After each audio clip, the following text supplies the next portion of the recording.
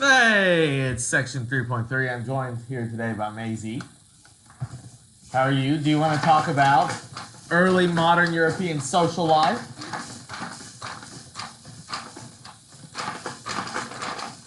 I'll take that as a yes. So let's see what we can get into. We might have to stop in the middle of this to go put someone down for a nap, but we'll deal with that at the appropriate time. So the menu, the impact of population levels on the growth of cities. Wow. The Little Ice Age in European civilization. Little Ice Age, what's that about? Leisure activities and recreation, and the roles and limitations on women in early modern Europe. So that's kind of the standards and what we're looking at, kind of a varied section with different ideas. There are no limits or things holding Maisie back in the jungle, right? You're excited. Okay, so some trends. This is kind of big picture stuff that is going on at this point of time.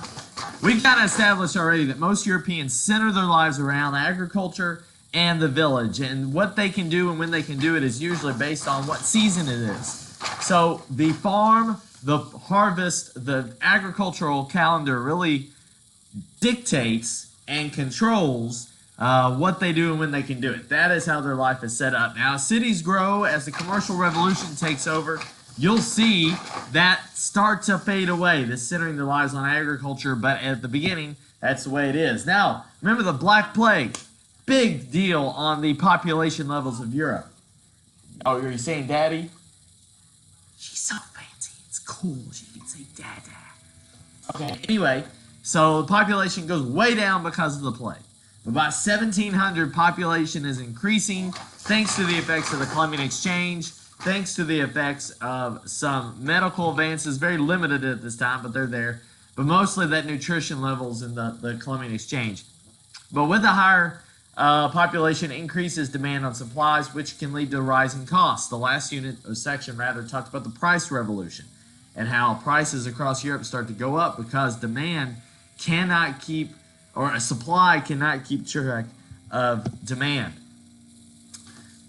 People are also moving to cities. Again, the commercial revolution, people getting to the cities for business opportunities, and that's going to leave cities in kind of a dangerous place because, yeah, I know, for so long, the church had been the one that kind of regulates morality, regulates behavior, and keeps people in line. But now with the church kind of taking the side path because of the Reformation, who is going to step in to make sure that people behave? Because now the church is not a position where they can hold themselves over people.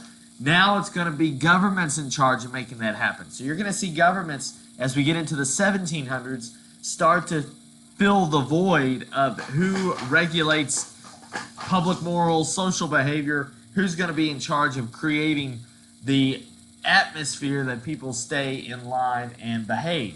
And we're going to see that much more when we get to Unit 5 in particular. Now, let's talk about the Little Ice Age. It's getting cold, Maisie. Now, hold on.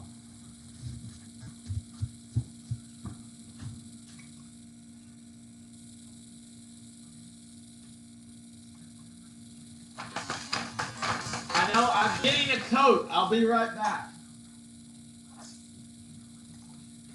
It got cold.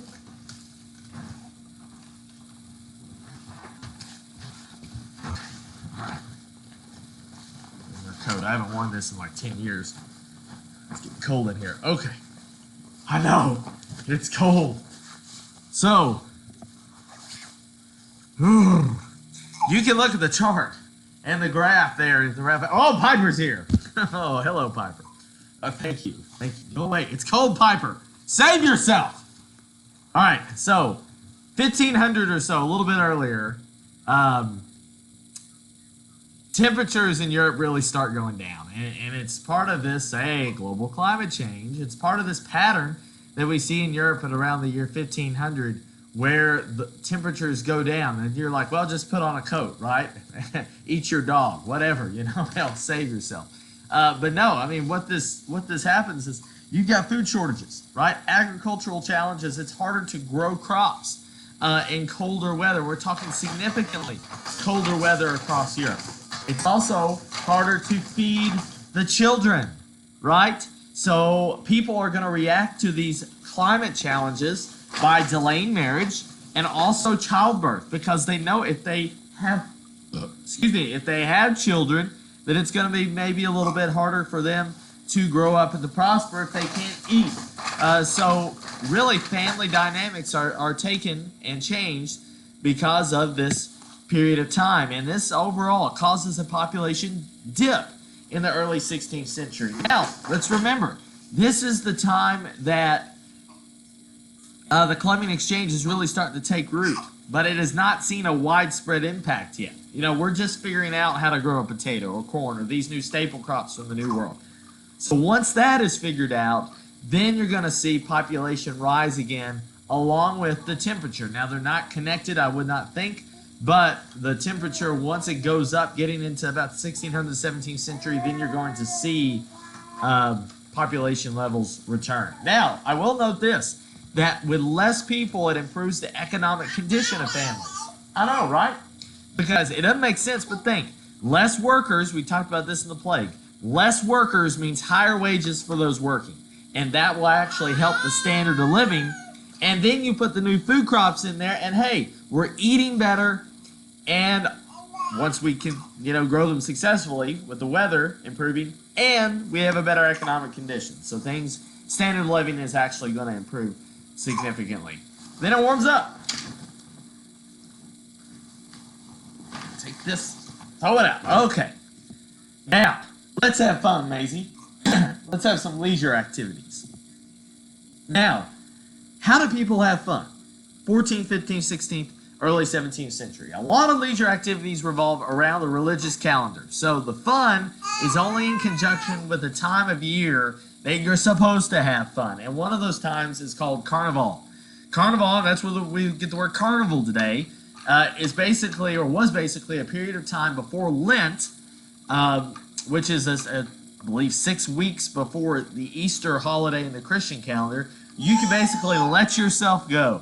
Have a good time with buddies and friends, really get all that energy out, right? Like Maisie's doing right now. And then nap time comes, which is Lent, and you observe your religious climate situation and spiritual life before the Easter season. Again, in the Christian tradition, Easter recognized as the time when Christ rose from the dead 3 days after being crucified on the cross. So this is kind of all in that period of time. Now, I'll also say, kind of a modern day connection, is Carnival, probably our closest association with it, is Mardi Gras in New Orleans. Mardi Gras and Fat Tuesday represent the time right before the start of Lent, so to people, have a good time and do, have the adult beverages and things like that. So that's generally there. A lot of leisure activities also communal in nature, so people would play together. You wouldn't go and do your Netflix thing or play your video games by yourself. It would be communal, Maisie. You do things as a family or as a village. The last thing, and I'm going to put a source up on Classroom for you to look at on this because I think it's interesting at the very least, is that local and church authorities would enforce communal norms through rituals of humiliation. So they would do things to people to make sure they would stay in line. So for example, there'd be stories of women abusing their husbands physically. Well, things would be done, Maisie, to basically put those women in line and put those men in line, because if domestic abuse were acceptable at that time, it'd be the other way around. Sad to say, but that's not the norm for the woman to beat up the man. Okay, that's not something that would be there. So again, check out that source on Classroom. We're going to take a little halftime break because I think it's nap time for someone. And before we get into this picture and explain it, we will take a break, and Maisie's going to go take a nap. So, be right back.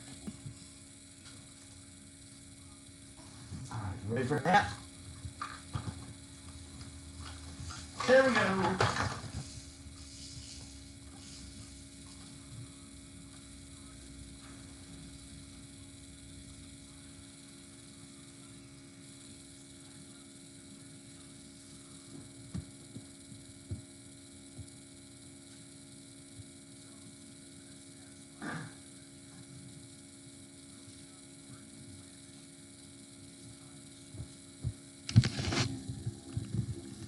Oh, I don't know if I stopped it. Oops. Okay, I apologize about that. Let's see here. Okay, very quickly. Leisure activities, village, communal. Sorry, I hate that you had to see that. And then here again, communal activities, eating as a village. This is from Peasant Wedding by Bruegel. We've looked at this one already, so there you go. Okay, now let's talk about women real quick. Lots of things to look at. We're going to talk very briefly about kind of the split in the upper and middle and lower classes and kind of how their experiences were different. First thing for the upper and middle class is that as the Renaissance kind of carries forth, you're going to see actually more educational opportunities for higher class women, but their social status will decrease because one of the things the Renaissance really went to was kind of reverting to Greek and Roman culture. And in that culture, women, especially higher class women, were considered basically trophy wives, that they were an accessory. Castiglione, a humanist, said that women should make themselves pleasing to men. That's the role that upper class women, a Renaissance woman, if you will, should be. Now, that was, of course, fought notably by a lady named Christine de Pizan, who's portrayed there on your left. In The City of Ladies, she argued that women are not inherently weak, like Renaissance ideology might suggest, and they could be virtuous. They did not have to be the sex that took the apple from the tree, or from the serpent, rather. Well, I guess it was from the tree, but the serpent was there, and he was saying, "Take it," or something like that. So,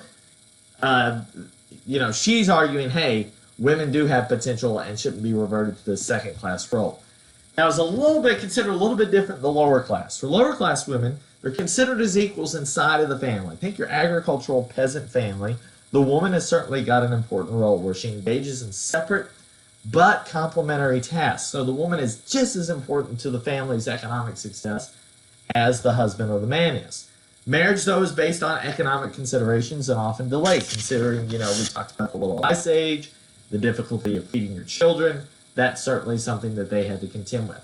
One last point about the Little Ice Age, if I can go back to that, is that think, too, we're talking about the year 15 in the 16th century, the 1500s.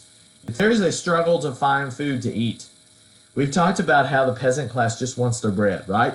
Well, think about this. We've got a lot of religious wars happening in the 1500s. Could there have been a connection between the weather conditions and the outbreak of war? Maybe it wasn't because of religion. Something to think about. Now, last thing to go over with women, on that religious change, Protestant women were encouraged to learn, to know how to read, but not for their own self-worth, but rather so that they could teach their kids how to read the Bible. So again, Luther and Protestants are so big on your individual interpretation of the Bible, especially Lutherans, and they encouraged women to read so that they could serve that motherly role to read to their kids. Okay, so in general, for women during this period, more educational opportunities, a restriction on social advancements, let's say, especially the higher class woman you could get. I hope you're not as mesmerized by the ceiling fan as I was. Okay, let me just stand here in my head. Oh, that's a cool image. I'll just leave it right there.